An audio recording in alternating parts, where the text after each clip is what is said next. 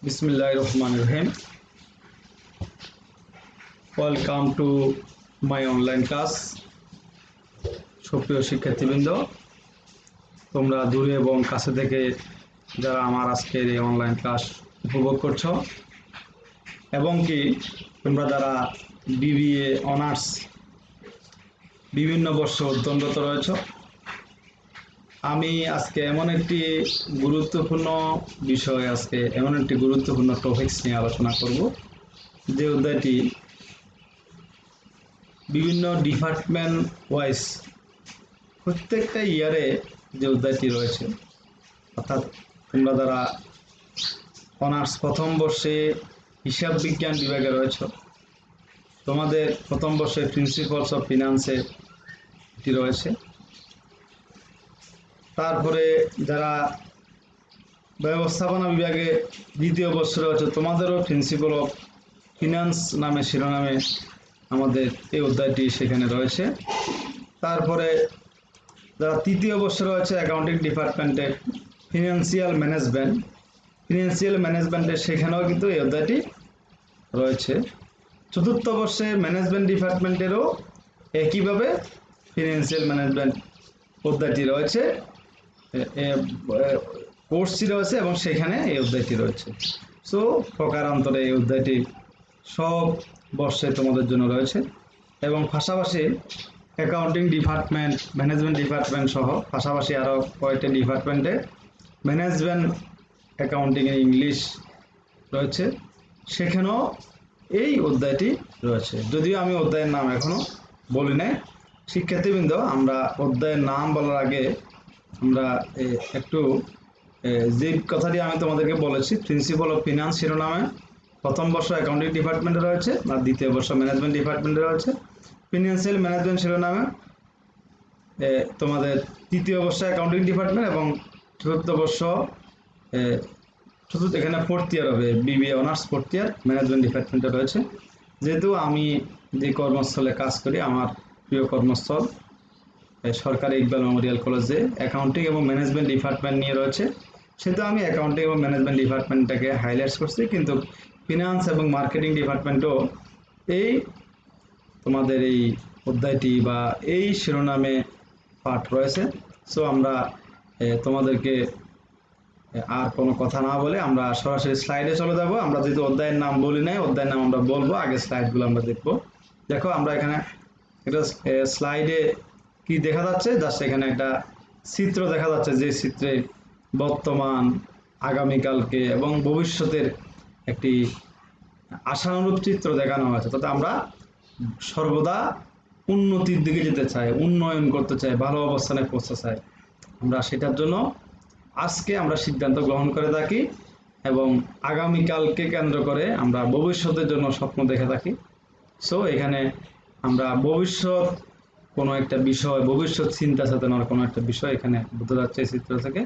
তারপরে দেখো, এখানে অনেকগুলো নগদ টাকা, অনেকগুলো পয়সা দেওয়া আছে। দেখো এখানে একদম শুরু থেকে এটা গাছের মতো দেখানো আছে। আজকে তোমার যে পরিমাণ টাকা থাকবে, আগামী কিছুদিন পরে এটা আবার বৃদ্ধি পাবে। অর্থাৎ তোমার টাকা বাড়বে, মানে কি তোমার বৃক্ষ একটা গাছ বড় হচ্ছে, দিন দিনে গাছও বড় হচ্ছে, টাকাও বৃদ্ধি পাচ্ছে। তোমার মূলত টাকার বৃক্ষ বলা যায়, এটাকে টাকার গাছ বলা যায়। তোমার আজকে যে পরিমাণ টাকা রয়েছে, টাকাটা আগামীকালকে বা আগামী 1 বছর পরে আরো বৃদ্ধি পাচ্ছে, এরপরে আরো বৃদ্ধি পাচ্ছে, এরপরে আরো বৃদ্ধি পাচ্ছে এবং সর্বশেষ একেবারে একটা বক্সের ভিতরে অনেকগুলো টাকার পরিমাণ, এবং গাছটিও অনেক বড় হচ্ছে। এখানেও কিন্তু ভবিষ্যৎ উন্নতির একটি চিত্র বা ভবিষ্যতের একটি স্বপ্নের বিষয় বলা আছে। শিক্ষার্থীবৃন্দ, এরপর দেখো এখানে অনেকগুলো মূল্যবান দামি যন্ত্রপাতি দেওয়া আছে, যেগুলো আমরা কোম্পানির বা প্রতিষ্ঠানের বা ফার্মের উৎপাদন কাজে ব্যবহার করে থাকি, সেই চিত্র এখানে দেওয়া আছে। অর্থাৎ স্থায়ী সম্পত্তি, দীর্ঘমেয়াদী সম্পত্তির কথা বলা হয়েছে। ভবিষ্যতে আমরা আমাদের কোম্পানিকে, আমাদের ফার্মকে একটি ভালো পর্যায়ে নিয়ে যাওয়ার জন্য স্থায়ী সম্পত্তি এবং দীর্ঘমেয়াদী সম্পত্তির প্রয়োজনীয়তা রয়েছে। দীর্ঘমেয়াদী সম্পত্তির জন্য দীর্ঘমেয়াদী অর্থেরও প্রয়োজনীয়তা রয়েছে। এরপর আমরা কি দেখব? এরপরে দেখো, আমরা এখান থেকে বুঝতে পারলাম যে আমরা ভবিষ্যৎ চিন্তা, এবং সেই চিন্তাটা কেমন, দীর্ঘমেয়াদী চিন্তা। সো দীর্ঘমেয়াদে আমরা যখন ভবিষ্যতের জন্য অর্থ বিনিয়োগ করব তখন তাকে মূলধন বাজেটিং বা ক্যাপিটাল বাজেটিং বলা হবে। সো আমাদের আজকের লেসন টাইটেল হচ্ছে কি, ক্যাপিটাল বাজেটিং, এবং আমরা ক্যাপিটাল বাজেটিং এর উপর আমার মোট 3টি ক্লাস হবে। তোমরা জানো আমি এর আগে ক্যাপিটাল বাজেটিং এর প্রথম পর্বের একটি ক্লাস সরাসরি লাইভ ক্লাসে নিয়েছিলাম, এবং সেখানে একটু সাউন্ড সংক্রান্ত সমস্যা থাকার কারণে আমি প্রথম পর্বটি আবার স্লাইড শেয়ারিং দিয়ে ক্লাস দিচ্ছি। দ্বিতীয় এবং তৃতীয় পর্বের ক্লাস আমি ইতিপূর্বে নিয়েছি। তোমরা আমার ক্যাপিটাল বাজেটিং পার্ট 2 এবং পার্ট 3 আমার ইউটিউব চ্যানেল থেকে তোমরা পাবে, অথবা আমার ফেসবুক পেজে বা খুঁজলে পাবে।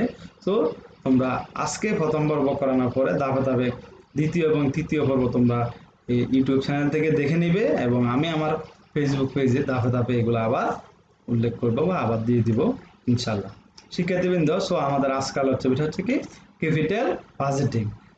সুতরাং তোমরা ভালোভাবে মনোযোগের সাথে খেয়াল করো, যেহেতু প্রত্যেকটা পর্যায়ে ক্যাপিটাল বাজেটিংটা তোমাদের জন্য গুরুত্বপূর্ণ। তো শিক্ষার্থীবৃন্দ, ক্যাপিটাল বাজেটিং আমরা আজকে আলোচনা করব। আজকে আমাদের যে বিষয়গুলো লার্নিং আউটকামস হিসাবে রয়েছে, অর্থাৎ তোমরা আজকের এই ক্লাস শেষে যেই বিষয়গুলো, যেই টপিকসগুলো তোমরা পারদর্শিতা অর্জন করতে পারবে আশা করি, সেই টপিকসগুলো একটু জেনে রাখো। ডিফাইন ক্যাপিটাল বাজেটিং টেকনিক্স, মূলধন বাজেটিং কৌশল তুমি বর্ণনা করতে পারবে বা সংজ্ঞা দিতে পারবে।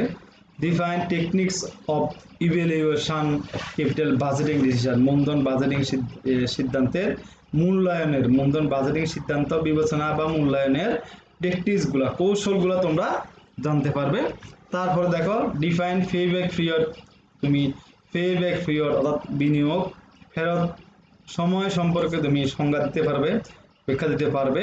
সর্বশেষ ক্যালকুলেট পেব্যাক পিরিয়ড, তুমি পিভিপি সম্পর্কে আলোচনা করতে পারবে। আমরা পরবর্তী ক্লাসগুলোতে পিভিপির পরের পরিমাপগুলো আমরা আলোচনা করেছি। আজকে আমরা পেব্যাক পিরিয়ড অর্থাৎ বিনিয়োগ পরিশোধ সময় নিয়ে আলোচনা করব। সো আমরা প্রথমে ক্যাপিটাল বাজেটিং যে টেকনিক্স থেকে আসলে কি, ক্যাপিটাল বাজেটিং টেকনিক্সের সংজ্ঞা আমরা জানব। যেহেতু তোমাদের এই অধ্যায়টি অনার্স সেকেন্ড, থার্ড ইয়ার এবং ফোর্থ ইয়ারে কমপ্লিট ইংলিশে দেওয়া আছে, এবং অঙ্কগুলো তোমরা ইংলিশে করা লাগে, এবং তোমাদের অনেকগুলো অধ্যায়, অনেকগুলো কোর্স মানে ইংলিশ বেসড হওয়ার কারণে আমরা একটু ইংরেজি চর্চা করার চেষ্টা করেছি, তাতে তোমাদের জন্য আস্তে আস্তে বিষয়টি ইংরেজির ভীতিটা কেটে দেয়। সো শিক্ষার্থীবৃন্দ, ক্যাপিটাল বাজেটিংয়ের যে সংজ্ঞাটি এখানে, ডেফিনেশন যেটি এখানে দেওয়া হয়েছে, এবং capital budgeting is the process of evaluating and selecting long term investment that are consistent with a goal of shareholder wealth maximization। অর্থাৎ মূলধন বাজেটিং হচ্ছে এমন একটি প্রক্রিয়া যা মূল্যায়ন করে এবং নির্বাচন করে লং টার্ম ইনভেস্টমেন্ট, দীর্ঘমেয়াদী বিনিয়োগ মূল্যায়ন এবং নির্বাচন করবে, that are consistent with goal of shareholders wealth maximization, share মালিকদের সম্পদ সর্বাধিকরণের সাথে যেটি সামঞ্জস্যপূর্ণ। অর্থাৎ এই যে এই মূলধন বাজেটিং হচ্ছে এমন একটা প্রক্রিয়া যেটি আমার দীর্ঘমেয়াদী বিনিয়োগ মূল্যায়ন করে এবং নির্বাচন করে, আর যা কনজিস্টেন্ট, যা সামঞ্জস্যপূর্ণ কিসের সাথে, কোম্পানির গোলের সাথে। কি গোল? ওয়েলথ ম্যাক্সিমাইজেশন গোল, কার? শেয়ার হোল্ডারদের। It is budget for major capital for investment or expenditure, অর্থাৎ এটি হচ্ছে কোম্পানির মূলধনের একটি বাজেট, বিনিয়োগের বাজেট, অথবা এটি তোমার কোম্পানির যেই ব্যয়গুলো আছে, স্থায়ী দীর্ঘমেয়াদে স্থায়ী সম্পত্তি ক্রয় বিক্রয় সংক্রান্ত বিষয়গুলো নিয়ে এখানে মূলত আমাদের আলোচনা হবে, এবং এইগুলাই সিদ্ধান্ত গ্রহণ করা হচ্ছে ক্যাপিটাল বাজেটিং বা মূলধন বাজেটিং টেকনিক্সের অংশ। এরপর আমরা জানবো কি, techniques of capital budgeting decision, মূলধন বাজেটিং সিদ্ধান্তের যে কৌশলগুলো, টেকনিক্সগুলো আমরা এখানে দেখো, এখানে ক্যাপিটাল বাজেটিং ডিসিশন বা টেকনিক্স, এখানে মূলধন বাজেটিং কৌশলগুলোকে দুটি ভাগে, প্রধানত কয়টি ভাগে ভাগ করা হয়েছে? দুটি ভাগে, ট্রেডিশনাল মেথড আর মডার্ন। ট্রেডিশনাল মানে হচ্ছে ঐতিহ্যগত, প্রাচীন, সনাতন পদ্ধতি, আর মডার্ন মানে হচ্ছে কি আধুনিক পদ্ধতি, অর্থাৎ তুমি মূলধন বাজেটিং সিদ্ধান্ত গ্রহণের ক্ষেত্রে দুই ধরনের পদ্ধতি তুমি অবলম্বন করতে পারো। নাম্বার ওয়ান হচ্ছে traditional or modern traditional method, অর্থাৎ প্রাচীন পদ্ধতি বা সনাতন পদ্ধতি, আর নাম্বার টু হচ্ছে মডার্ন মেথড। এখানে আমরা প্রত্যেকটা বিষয় নিয়ে আমাদের অঙ্ক আছে, আলোচনা করবো বিস্তারিত। এখানে জাস্ট আমি নামগুলো পড়তেছি। পেব্যাক পিরিয়ড, যেটি নিয়ে আজকে আমাদের এই class. Average rate of return, এটি এই দুটি। পেব্যাক পিরিয়ড মানে পিবিপি বলা হয় যেটাকে, বিনিয়োগ ফেরত সময়। আর এভারেজ রেট অফ রিটার্ন মানে হচ্ছে গড় আয়ের হার। গড় আয়ের হার আবার এভারেজ রেট অফ রিটার্ন আবার দুই প্রকার আছে। একটা হচ্ছে ROI, রিটার্ন অন ইনভেস্টমেন্ট, আর একটা হচ্ছে ARR, যেটি এখানে দেওয়াই আছে। সো এখানে ট্রেডিশনাল বা সনাতন পদ্ধতি দুই প্রকার, আর আধুনিক পদ্ধতি চার প্রকার। নেট প্রেজেন্ট ভ্যালু, নিট বর্তমান মূল্য। ইন্টারনাল রেট অফ রিটার্ন, আন্ত আয়ের হার। Modified internal rate of return, modified আন্ত আয় হার। তারপর প্রফিটেবিলিটি ইন্ডেক্স, PI। প্রফিটেবিলিটি ইন্ডেক্সের সাথে আরেকটা বিষয় আছে, নেট প্রফিটেবিলিটি ইন্ডেক্স। সো এখানে আধুনিক পদ্ধতি, সনাতন পদ্ধতি সবগুলা নিয়ে আমাদের অঙ্ক আছে। পরবর্তী ক্লাসগুলোতে ধাপে ধাপে আমি অঙ্কগুলা তোমাদের জন্য দিয়ে দিয়েছি। সো তোমরা শিক্ষার্থীবৃন্দ, তোমরা আশা করি সবগুলো ক্লাস অনুসরণ করলে ক্যাপিটাল বাজেটিং খুবই গুরুত্বপূর্ণ অধ্যায়টি তোমরা শিখতে পারবে। শিক্ষার্থীবৃন্দ, এবার আমরা পেব্যাক পিরিয়ডের সংজ্ঞাটি জানবো। পেব্যাক পিরিয়ডের সংজ্ঞাটি এখানে একইভাবে আমরা ইংরেজিতে উল্লেখ করেছি, তোমরা একটু মনোযোগের সাথে খেয়াল করলে পারবে। দেখো, the payback period is the time duration required to recover the initial cash inflow। তোমার প্রাথমিক ক্যাশ আউটফ্লো, প্রাথমিক নগদ বহিঃপ্রবাহ। অর্থাৎ আমরা প্রথম যখন ব্যবসা শুরু করি, ব্যবসার শুরুতে আমরা প্রচুর পরিমাণ অর্থ ব্যবসায় বিনিয়োগ করতে হয়। এই যে প্রচুর পরিমাণ অর্থ ব্যবসায় বিনিয়োগ করবো প্রাথমিকভাবে, এটাকে বলা হবে ইনিশিয়াল ক্যাশ আউটফ্লো। তাহলে এখানে কি বলা হয়েছে, the payback period is the time duration required to recover the initial cash outflow। প্রাথমিক বা প্রারম্ভিক নগদ বহিঃপ্রবাহটি, প্রাথমিক নগদ বহিঃপ্রবাহটি রিকভার করার জন্য, মানে ফেরত পাওয়ার জন্য বা উঠে আসার জন্য যেই সময়ের প্রয়োজন, সেটিকে বলা হবে পেব্যাক পিরিয়ড। আমি আবার বলতেছি, the payback period is the time duration. Payback period বিনিয়োগ পরিশোধ সময় হচ্ছে টাইম ডিউরেশন, সময়ের ব্যাপ্তি, রিকোয়ার্ড টু রিকভার, যা যেখান থেকে প্রয়োজনীয়, টু রিকভার মানে উঠে আসার প্রয়োজনীয় সময়, দ্যাট ইনিশিয়াল ক্যাশ আউটফ্লো, প্রারম্ভিক নগদ বিনিয়োগ উঠে আসার যে প্রয়োজনীয় সময়, তাকে পেব্যাক পিরিয়ড বলা হবে। This method is based on cash flow. এই পদ্ধতিটা কিসের উপর নির্ভর করে, নগদ প্রবাহের উপর, and not on accounting data like ARR। মানে এটি ARR এর মতো নয়, এটি মূলত নগদ প্রবাহের উপর ডিপেন্ড করে নির্ধারিত হবে। একটু উদাহরণ এখানে দেওয়া হয়েছে। Suppose somebody spend RS 50,000। মনে করো তুমি কোনো ব্যক্তি $50,000 ব্যয় করেছে অফ এনি প্রজেক্ট, যে কোনো প্রকল্পে, অ্যান্ড এক্সপেক্ট দ্যাট, এবং সে আশা করতেছে যে within 3 years he can get back this amount. সে আশা করতেছে যে 3 বছরের মধ্যে এই পরিমাণ টাকা ফেরত পাবে। So then the payback period is 3 years। যেহেতু 3 বছরের ভিতরে সে তার টাকাটা ফেরত পাবে বা তার টাকাটা উঠে আসবে, রিকভার হবে। সো এই রিকভার হওয়ার যে 3 years টাইম পিরিয়ড, যে 3 years টাইম পিরিয়ডটা হচ্ছে তার জন্য পেব্যাক পিরিয়ড, অর্থাৎ PBP। শিক্ষার্থীবৃন্দ, এবার দেখো পেব্যাক পিরিয়ড আমরা কিভাবে বের করবো, কিছু ফর্মুলা এখানে তোমাদেরকে দিয়েছে তোমাদের বোঝার সুবিধার্থে, তোমাদেরকে সহজভাবে অঙ্কটি উপস্থাপন করার জন্য। পেব্যাক পিরিয়ড আমরা কিভাবে বের করবো, এটি খুব সহজ বিষয়। আমি যদি আগে একটু উদাহরণ তোমাদেরকে বলি, যেমন তুমি যদি একটি ফটোকপি মেশিন ক্রয় করো 2 লক্ষ টাকা, তুমি একটি ডিজিটাল ফটোস্টেট মেশিন 2 লক্ষ টাকা দিয়ে ক্রয় করেছো। তুমি তোমার দোকানে যে 2 লক্ষ টাকার ফটোকপি মেশিনটা কাজে লাগিয়ে তুমি যদি প্রতি বছরে তোমার 40,000 টাকা নগদ প্রবাহ হয়, অর্থাৎ তুমি প্রজেক্ট থেকে খরচ বাদ দিয়ে তুমি 40,000 টাকা মনে করো প্রতি বছরে তুমি পাও, তাহলে এখানে নগদ প্রবাহ যদি তোমার 40,000 টাকা হয়, তুমি 2 লক্ষ টাকার ফটোকপি মেশিনটা ব্যবহার করে তুমি যদি প্রতি বছর তোমার 40,000 টাকা ইনকাম হয়, তাহলে 5 বছরে তোমার এই 4-5 2 লক্ষ টাকা তোমার পুঁজি উঠে আসবে। তাহলে এখানে পুঁজি উঠে আসার সময় হচ্ছে 2 লক্ষ কত টাকা, কত বছর, 5 বছর।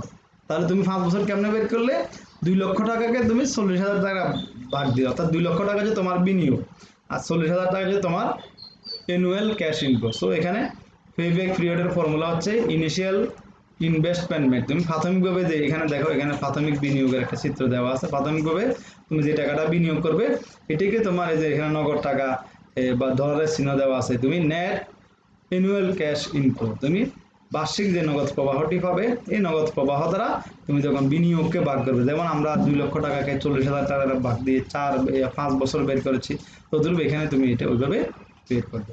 পেব্যাক পিরিয়ডের আরও একটি ফর্মুলা এখানে একইভাবে একই জিনিস আর একটু ভিন্নভাবে আমি এখানে উপস্থাপন করেছি। পেব্যাক পিরিয়ড আমরা কি ফর্মুলা কিভাবে বের করবে, ফর্মুলা এখানে ক্যালকুলেটর দেওয়া আছে, মানে যেখানে তুমি ক্যালকুলেটরের মাধ্যমে খুব সহজে এটি বের করতে পারবে। তারপর দেখো ইনিশিয়াল ইনভেস্টমেন্ট, তাহলে দেখো ইনিশিয়াল ইনভেস্টমেন্ট অর উপরে কি হবে, ইনিশিয়াল ইনভেস্টমেন্ট প্রাথমিক বিনিয়োগ অর অথবা original cost of the asset, সম্পত্তির মূল ব্যয়, মানে সম্পত্তির মোট ব্যয়, সম্পত্তির প্রকৃত ব্যয় যেটি, এই সম্পত্তির প্রকৃত ব্যয়কে তুমি নগদ প্রবাহ ক্যাশ ইনফ্লো দ্বারা আস্তে আস্তে প্রতি বছর বৃদ্ধি পাচ্ছে, চিত্রে দেখা যাচ্ছে, ক্যাশ ইনফ্লো দ্বারা যখন ভাগ করবে তখন তোমার পেব্যাক পিরিয়ড বের হবে। শিক্ষার্থীবৃন্দ, এখানে এবার আমরা payback period calculation for payback period বের করব। এখানে আমরা দুইটি অঙ্ক নিয়ে আলোচনা করেছি, যেহেতু পেব্যাক পিরিয়ড দুইভাবে আমাদেরকে বের করতে হয়, আমরা একটু পরে বলবো। Yusuf company estimates that, Yusuf company অনুমান করলো যে ইট ক্যান সেভ টাকা 28,000 পার ইয়ার, সে প্রতি বছর 28,000 টাকা সেভ করতে পারবে ইন ক্যাশ অপারেটিং কস্ট, আর নগদ পরিচালন খরচ থেকে ফর নেক্সট 5 ইয়ার্স, আগামী কয় বছরে, 5 বছর পর্যন্ত। ইফ ইটস বাইস এ মেশিন, যদি এটি একটি মেশিন ক্রয় করে, এট কস্ট টাকা 1,12,000, নো রিসিডুয়াল ভ্যালু ইজ এক্সপেক্টেড, কোনো রিসিডুয়াল ভ্যালু মানে হচ্ছে ভগ্নাবশের মূল্য নেই। এখানে আমাদেরকে ভগ্নাবশের মূল্য কথাটা আনতে হয় কেন, কারণ এখানে আমরা সম্পত্তি ক্রয় করলাম, সম্পত্তি কাজে লাগাচ্ছি, সম্পত্তি থেকে টাকা ইনকাম আসছে, আমি খুশি হচ্ছি, কিন্তু সম্পত্তি যে আস্তে আস্তে অবচয়ের কারণে সম্পত্তিটা নিঃশেষ হয়ে যাচ্ছে, সেই অবচয়টি, সেই সম্পত্তির ক্ষয়প্রাপ্ত অংশটি হিসাবে আমাকে কি করতে হবে, বিবেচনায় আনতে হবে। সো আমি ওই সম্পত্তি থেকে পাচ্ছি শুধু এটি চিন্তা করলে হবে না, সম্পত্তি ব্যবহারের কারণে এটি যে ক্ষয়প্রাপ্ত হচ্ছে সেটিও আমাদেরকে চিন্তা করতে হবে, অবচয়ের ব্যাপারেও চিন্তা করতে হবে। সো অবচয় বাড়ি করতে গেলে এটা সম্পত্তি আমি 5 বছর 10 বছর ব্যবহার করার ফলে সম্পত্তিটা বিক্রয় করে কি পরিমাণ টাকা পাওয়া যাবে, কি রিসিডুয়াল ভ্যালু পাওয়া যাবে, কি সেলভেজ ভ্যালু পাওয়া যাবে, কি স্ক্র্যাপ ভ্যালু পাওয়া যাবে, সেটি আমাকে অবশ্যই বিবেচনা করতে হবে। সো এখানে no residual value is expected, কোনো প্রত্যাশিত আমার ভগ্নাংশের মূল্য নাই, এটি উল্লেখ করা হয়েছে। আমি আবার প্রশ্ন করতেছি, Yusuf company estimates that, Yusuf company অনুমান করলো যে ইট ক্যান সেভ, এটি রক্ষা করতে পারবে বা কম খরচ করতে পারবে 28,000 পার ইয়ার, প্রতি বছরে 28,000 টাকা, ইন ক্যাশ অপারেটিং কস্ট, নগদ পরিচালনা করার ক্ষেত্রে কয় বছর পর্যন্ত এটা রক্ষা পাবে, সেভ হবে ফর নেক্সট 5 ইয়ার্স, আগামী কয় বছর পর্যন্ত, 5 বছর পর্যন্ত। কিভাবে রক্ষা পাবে, ইফ যদি ইট বাইস এ মেশিন, যদি সে একটা মেশিন ক্রয় করে, এট কস্ট 1,12,000, যদি 1,12,000 টাকা যদি এটি ক্রয় করে, no residual value is expected, কোনো ভগ্নাংশের মূল্য নাই। এটি যদি উদাহরণ আমি এরকম বলি, তোমার কলেজে প্রতিনিয়ত তোমাদের কলেজে ফটোকপি করা লাগে, অনেকগুলো বিষয়, অনেকগুলো প্রয়োজনীয় বিষয়গুলো ফটোকপি করা লাগে। এখন যদি কলেজ কি করে 1,12,000 টাকা দিয়ে একটা ফটোকপি মেশিন ক্রয় করে ফেলে, তাহলে এখানে ফটোকপি মেশিন ক্রয় করলে কাগজ কালি কিনতে হবে, তাহলে ফটোকপি বাইরে গিয়ে আবার করতে হবে না, বাড়তি টাকা দিতে হবে না, তার প্রতি বছরে মনে করো 28,000 টাকা সেভ হবে। তাহলে এই 28,000 টাকা সেভ হচ্ছে কেন, কি কারণে, এটা ফটোকপি মেশিনের কারণে। তাহলে ফটোকপি মেশিন যে ক্রয় করছি 1,12,000 টাকা, এটি হচ্ছে আমার ইনিশিয়াল ইনভেস্টমেন্ট বা আমার ইনভেস্টমেন্ট, অথবা এটা আমার মূলধন বিনিয়োগ, আর 28,000 টাকা যে আমার সেভ হচ্ছে প্রতি বছর, এটি হচ্ছে আমার ক্যাশ ইনফ্লো বা নগদ প্রবাহ। সো এখানে যে ইনফরমেশন দেওয়া আছে, এখান থেকে আমরা ডিটারমাইন দ্য পেব্যাক পিরিয়ড, আমরা পেব্যাক পিরিয়ড বের করব। এখানে আমি তোমাদেরকে বলেছি যে পেব্যাক পিরিয়ড বের করতে গেলে আমার ক্যাশ ইনফ্লোটা যদি সমান হয়, অর্থাৎ নগদ প্রবাহটা যদি সমান হয়, তাহলে পেব্যাক পিরিয়ড নির্ণয় করাটা খুবই ইজি। এবং আমি যে দুটি ফর্মুলা তোমাদেরকে একটা ফর্মুলাকে আমি দুইভাবে তোমাদেরকে দেখিয়েছি, খুব সহজে এটার মাধ্যমে বের করা যাবে। কিন্তু যদি নগদ প্রবাহটা আমার ভিন্ন ভিন্ন হয়, তোমার প্রথম বছরে 28,000 টাকা সেভ হলো, দ্বিতীয় বছরে 30,000, পরের বছরে 35,000, এরপর বছরে 40,000, এভাবে অসমান নগদ প্রবাহ হলে সেখানে একটু ভিন্নভাবে করতে হবে। তো আমরা আজকের এই ক্লাসেই তোমাদেরকে দুই ধরনের নিয়ম আমরা দেখিয়ে দিব শিক্ষার্থীবৃন্দ। তাহলে এখানে আমরা পেব্যাক পিরিয়ড বের করবো। পেব্যাক পিরিয়ডের সূত্র তোমাদেরকে আমরা বলেছি, তোমরা জানো। উপরে হবে এনসিও, এনসিও মানে নেট ক্যাশ আউটলে, আর এনসিবি মানে নেট ক্যাশ বেনিফিট। দেখো হেয়ার, এখানে হেয়ার দিয়ে দেওয়া আছে এনসিও, এনসিও মানে নেট ক্যাশ আউটলে, নিট নগদ বহিঃপ্রবাহ, এটাকে ইনিশিয়াল ইনভেস্টমেন্টে বলা হবে, এটাকে অরিজিনাল ইনভেস্টমেন্টে বলা হবে। এখানে এনসিও বা নেট ক্যাশ আউটলে 1 লক্ষ কত টাকা, 1,12,000 টাকা নেট ক্যাশ আউটলে মানে নিট নগদ বহিঃপ্রবাহ। তারপর এনসিবি মানে হচ্ছে net cash benefit, net cash benefit মানে হচ্ছে নিট নগদ আন্তঃপ্রবাহ। তাহলে এই যে নেট ক্যাশ বেনিফিট মানে আমি যে নেট বেনিফিট আমার হচ্ছে প্রতি বছরে 28,000 টাকা, এটা হচ্ছে আমার এনসিবি। সো এখানে এনসিও মানে বিনিয়োগকে 1,12,000 টাকাকে আমি আমার এনসিবি 28,000 টাকা দ্বারা ভাগ দেওয়ার পরে আমার 4 ইয়ার্স যেটা বেরোবে এটি হচ্ছে কি পেব্যাক পিরিয়ড, পেব্যাক পিরিয়ড। শিক্ষার্থীবৃন্দ, আমরা এরপরে পেব্যাক পিরিয়ড আবার নির্ণয় করা শিখবো। যে আমি তোমাদেরকে বলেছিলাম অসমান নগদ প্রবাহ হলে কিভাবে করতে হবে, এই ধরনের একটি অঙ্ক আমরা করব। দেখো এখানে প্রবলেম 2 তে আমরা MIS limited is considering a proposal, MIS limited বিবেচনা করছে একটি প্রস্তাব to buy a new machine, একটি নতুন মেশিন ক্রয় করার জন্য। হুইচ কস্ট, যার কস্ট হবে, যার ব্যয় হবে 4 লাখ কত টাকা, 4 লক্ষ টাকা। দ্য এস্টিমেটেড সেলভেজ ভ্যালু ইজ 0, এই এস্টিমেটেড সেলভেজ ভ্যালু ইজ 0 এবং এটির ভগ্নাবশেষ মূল্য থাকবে না। বলা হচ্ছে যে 4 লক্ষ টাকা হচ্ছে, ভগ্নাবশেষ মূল্য থাকবে না। And its expected life is 5 year, এবং এটির আনুমানিক বা প্রত্যাশিত আয়ুষ্কাল হচ্ছে 5 বছর। The tax rate of that company, এই কোম্পানির করের হার 50%, কত পার্সেন্ট, 50%। অ্যান্ড সাস depreciation on straight line basis, এবং অবস্থাধার্য করা হবে সরলরৈখিক পদ্ধতিতে। অবস্থাধার্য করার যে পদ্ধতি রয়েছে, অনেকগুলো পদ্ধতি রয়েছে, এর ভিতরে সরলরৈখিক পদ্ধতিটা অত্যন্ত সহজ।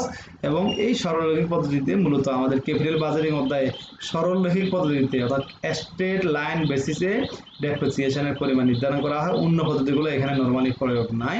সো আমরা এটা নিয়ে একটু আলোচনা এখানে করব। The estimated cash inflow before tax,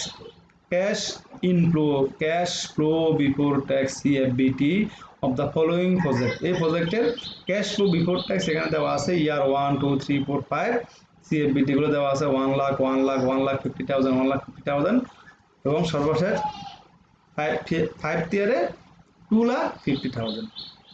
so আমরা এই তথ্যগুলো আমি আবার একটু পড়ছি। MIS limited is considering a proposal to buy a new machine, MIS limited বিবেচনা করছে একটি প্রস্তাব, কি প্রস্তাব, to buy a new machine, একটি নতুন মেশিন ক্রয় করার ব্যাপারে। হুইচ কস্ট, যার ব্যয় হচ্ছে 4 লাখ, 4 লক্ষ টাকা। দ্য এস্টিমেটেড সেলভেজ ভ্যালু, এটির আনুমানিক ভগ্নাবশেষ মূল্য ইজ 0, ভগ্নাবশেষ মূল্য এখানে থাকবে না, 0। অ্যান্ড ইটস এক্সপেক্টেড লাইফ, এবং এটির আনুমানিক বা প্রত্যাশিত আয়ুষ্কাল ইজ 5 ইয়ার, কত বছর, 5 বছর। The tax rate of that company, এই কোম্পানির করের হার ইজ 50%, কত পার্সেন্ট, 50%। অ্যান্ড সার্চ ডেপ্রিসিয়েশন, এবং অবস্থাধার্য করা হবে অন স্টেট লাইন বেসিস, সরলরৈখিক জের পদ্ধতিতে। দ্য এস্টিমেটেড ক্যাশ ইনফ্লো, আনুমানিক নগদ প্রবাহ before tax, cash flow before tax of the project are as follows, এই প্রজেক্টের, এই প্রকল্পের ক্যাশ ফ্লো বিফোর ট্যাক্স হচ্ছে প্রথম বছরে 1 লাখ, দ্বিতীয় বছরে 1 লাখ, তৃতীয় বছরে 1,50,000, চতুর্থ বছরে 1,50,000 এবং পঞ্চম বছরে 2,50,000 টাকা। এটির উপর ডিপেন্ড করে আমরা এখানে determine the payback period, payback period আমরা নির্ণয় করব। শিক্ষার্থীবৃন্দ, এখানে ক্যাশ ফ্লো বিফোর ট্যাক্স দেওয়া আছে, আমাদেরকে মনে রাখতে হবে ক্যাশ ফ্লো বিফোর ট্যাক্স দিয়ে আমরা কাজ করা যাবে না। আমাদেরকে ক্যাশ ফ্লো বিফোর ট্যাক্স দেওয়া থাকলে আমাদের ক্যাশ ফ্লো আফটার ট্যাক্স বের কি বের করতে হবে, ক্যাশ ফ্লো আফটার ট্যাক্স, অর্থাৎ কর পূর্ব নগদ প্রবাহ দেওয়া আছে, তো আমরা এটাকে কর পরবর্তী নগদ প্রবাহে নিয়ে যেতে হবে। তো আমরা কর দিব কিসের উপর, আয়ের উপর। সো আমরা এখানে, আমাদের এখানে কিন্তু আয় দেওয়া নেই, নগদ প্রবাহ দেওয়া আছে। সো নগদ প্রবাহটাকে আমরা আয়ে পরিণত করতে হবে। আয়ে পরিণত করার জন্য আমার ডেপ্রিসিয়েশন লাগবে, যার কারণে আমরা ওয়ার্কিং ওয়ানে অ্যানুয়াল ডেপ্রিসিয়েশন তোমাদের জন্য দিয়েছি। অ্যানুয়াল ডেপ্রিসিয়েশন কীভাবে হবে, যেহেতু আমাদের এখানে মেশিনের কস্ট হচ্ছে 4 লাখ এবং মেশিনটা 5 ইয়ার্স ব্যবহার করা যাবে, যেহেতু 5 বছর ব্যবহার করার পরে এই মেশিনের কোনো ভগ্নাংশের মূল্য থাকবে না। সো 4 লাখ 4 লাখ টাকা একদম শেষ হয়ে যাবে 5 বছরে। তাহলে 4 লাখ টাকা যদি 5 বছরে শেষ হয়, 1 বছরে 80,000 টাকা হবে। এই 80,000 টাকা হচ্ছে আমার জন্য অ্যানুয়াল ডেপ্রিসিয়েশন। সো আমরা এখানে একটি প্রফিটেবিলিটি ইন্ডেক্স স্টেটমেন্ট করতে হবে। কেন? যেহেতু আমাদের অঙ্কে ক্যাশ ফ্লো বিফোর ট্যাক্স দেওয়া আছে, আমরা সেটিকে ক্যাশ ফ্লো আফটার ট্যাক্সে পরিণত করতে হবে। সো আমরা এখানে দেখো কিভাবে লিখেছি, year cash flow before tax, cash flow before tax থেকে ডেপ্রিসিয়েশন বাদ দিলে আর্নিং বিফোর ট্যাক্স হবে। যেহেতু আমার ট্যাক্স বাদ দিতে হবে আর্নিংয়ের উপর বা ইনকামের উপর, এই জন্য আমরা আর্নিং বিফোর ট্যাক্স থেকে আবার ট্যাক্স 50% অর্ধেক বাদ দেওয়ার পরে আর্নিং আফটার ট্যাক্স হবে। আর্নিং আফটার ট্যাক্সের সাথে আবার ডেপ্রিসিয়েশন যোগ করলে cash flow after tax, cash flow after tax হবে, অর্থাৎ CFAT বের হবে। এর তাহলে আমরা দফা দফা একটু আলোচনা করি। শিক্ষার্থীবৃন্দ দেখো, এখানে আমরা যে নগদ প্রবাহ পাচ্ছি, আমি বলছি যে আমার এখানে আমি বিনিয়োগ করে আমি প্রতি বছরে 1 লক্ষ টাকা আমি পাচ্ছি। প্রতি বছরে যে 1 লক্ষ টাকা পাচ্ছি, এই 1 লক্ষ টাকা এটি আমার নগদ প্রাপ্তি, বাট এটি মূলত আমার ইনকাম না। আমার ইনকামটা আরও কম হবে, কারণ এখানে আমি যে মেশিনটা ব্যবহার করছি 5 বছর পরে কিন্তু মেশিনটি আর পাওয়া যাবে না, মেশিনটি নিঃশেষ হয়ে যাবে, ব্যবহার অনুপযোগী হয়ে যাবে। সো এখানে আমি 1 লক্ষ টাকা পেয়েই খুশি হচ্ছি, এতে আমার হবে না। আমাকে এই 1 লক্ষ টাকা থেকে অবসরের খরচটা হিসাব করে বাদ দিয়ে আমার আয়ের পরিমাণ নির্ণয় করতে হবে। সো 1 লক্ষ টাকা আমি পাচ্ছি, কিন্তু 1 লক্ষ টাকার ভিতরে 80,000 টাকা যেহেতু আমার চলে যাচ্ছে, আমার কস্ট হচ্ছে, খরচ হচ্ছে, এক্সপেন্স হচ্ছে ডেপ্রিসিয়েশনের জন্য। সো ওই ডেপ্রিসিয়েশনের 80,000 80,000 টাকা বাদ দেওয়ার পরে বাকি টাকা আমার জন্য কী হবে, আর্নিং হবে বা ইনকাম হবে, এবং আমরা ওই টাকার উপরে আমি ট্যাক্স দিতে হবে, আমাকে ট্যাক্স দিতে হবে। সো শিক্ষার্থীবৃন্দ দেখে নাও তোমরা, এখানে আমরা CFBD-গুলো লিখেছি 1 ইয়ার থেকে 5 ইয়ার পর্যন্ত 1 লাখ 1 লাখ 1 লাখ 50 1 লাখ 2 লাখ 50। এখান থেকে আমরা ডেপ্রিসিয়েশন, যেহেতু এখানে স্ট্রেট বেসিস বলা হয়েছে, সরলরৈখিক পদ্ধতিতে প্রত্যেক বছরে সমান হবে, সেহেতু আমরা 80,000 প্রত্যেক বছরে লিখলাম। লেখার পরে এবার আমরা ক্যাশ ফ্লো বিফোর ট্যাক্স থেকে ডেপ্রিসিয়েশন বাদ দেওয়ার পরে আর্নিং বিফোর ট্যাক্স বের হয়েছে, এখানে 1 লাখ থেকে 80,000 টাকা বাদ দেওয়ার পরে 20,000 এবং 20,000 বেরোলো। 1,50,000 টাকা থেকে 80,000 টাকা বাদ দেওয়ার পরে 70,000 টাকা এবং 70,000 টাকা বেরোলো, এবং 2,50,000 থেকে 80,000 বাদ দেওয়ার পরে 1,70,000 বেরোলো। যেহেতু ট্যাক্সের রেট কয় পার্সেন্ট, 50%, আমরা জানি 50% মানে কি অর্ধেক। সো এখানে সবগুলোর অর্ধেক আমরা এখানে লিখে ফেলবো, আর অর্ধেক বাদ দেওয়ার পরে স্বাভাবিকত আর্নিং আফটার ট্যাক্স হিসেবে বাকি অর্ধেক থাকবে। So EAT earning after tax হবে 85,000। আমাদেরকে আমরা যখন তোমাদেরকে পেব্যাক পিরিয়ডের সংজ্ঞা বলেছি, সেখানেও আমরা বলেছি পেব্যাক পিরিয়ড বের করতে গেলে আমার ক্যাশ ফ্লো লাগবে, CFAT লাগবে। সো যেহেতু আমার ক্যাশ ফ্লো লাগবে, আমরা এখানে আর্নিং আফটার ট্যাক্স, কর পরবর্তী নগদ প্রবাহটাকে আমরা আবার কর পরবর্তী মুনাফাকে earning after tax, net income after tax আর আর্নিং আফটার ট্যাক্স একই বিষয়। আর্নিং আফটার ট্যাক্স কর পরবর্তী মুনাফাটাকে আমরা নগদ প্রবাহে পরিণত করতে হবে। নগদ প্রবাহে পরিণত করার জন্য আবার আমাদেরকে কি করতে হবে, ডেপ্রিসিয়েশনটা যোগ করতে হবে। আমরা যখন নগদ প্রবাহ বিবরণী করিয়েছি, সেখানে এগুলো নিয়ে আমরা বিস্তারিত আলোচনা করেছি।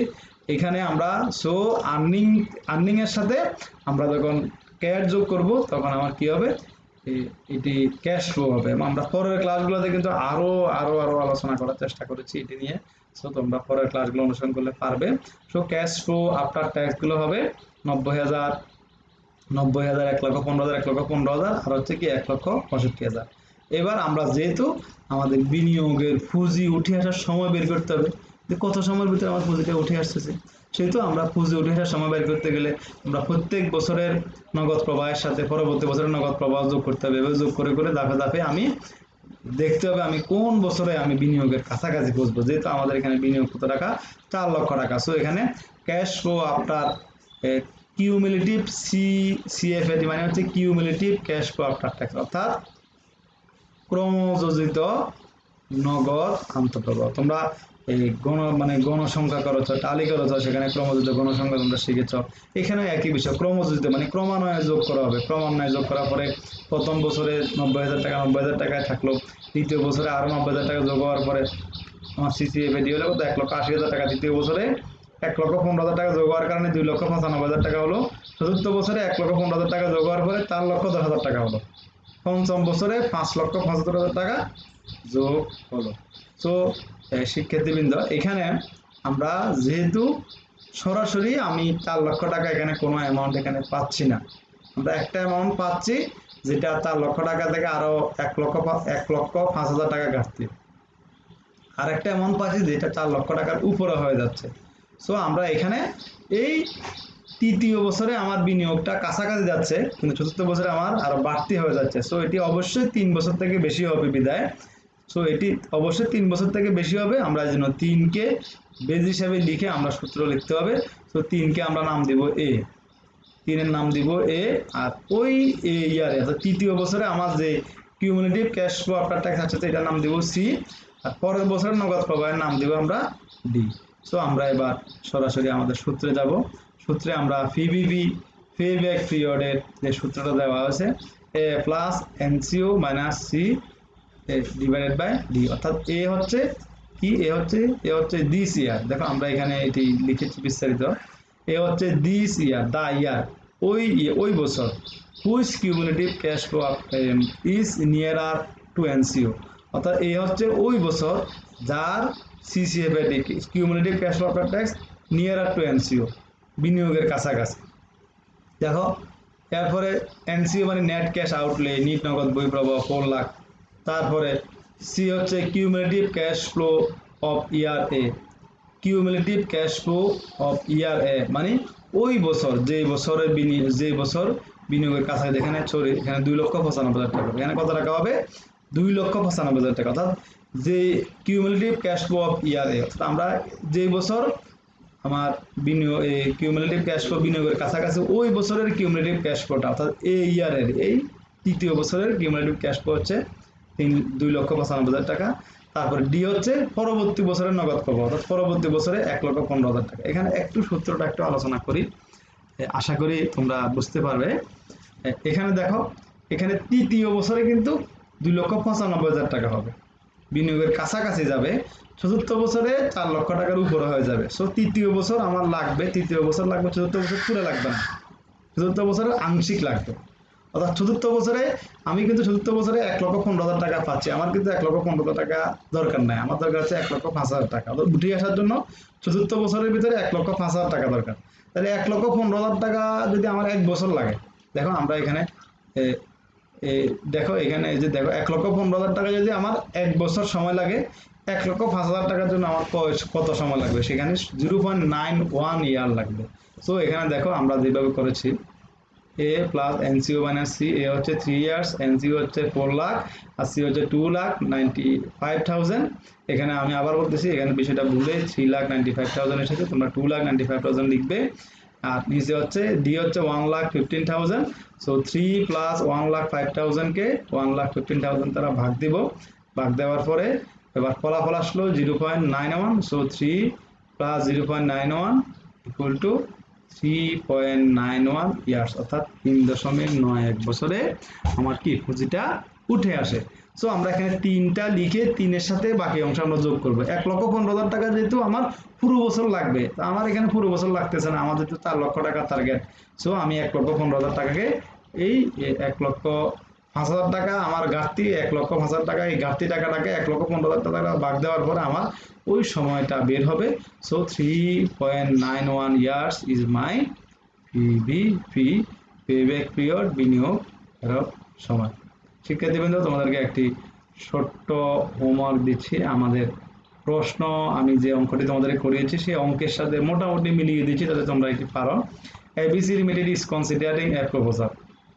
ABC Limited একটি বিনিয়োগ সম্পর্কে বিবেচনা করছে টু ইনস্টল এ নিউ মেশিন, একটি নতুন মেশিন বসানোর জন্য। দ্য প্রজেক্ট উইল কস্ট, এই প্রজেক্টের কস্ট হবে, ব্যয় হবে কত টাকা, 60,000 টাকা। প্রজেক্টের ব্যয় হবে 60,000 টাকা, and it is expected 5 years, এবং এটির আয়ুষ্কাল হবে কত বছর, 5 বছর।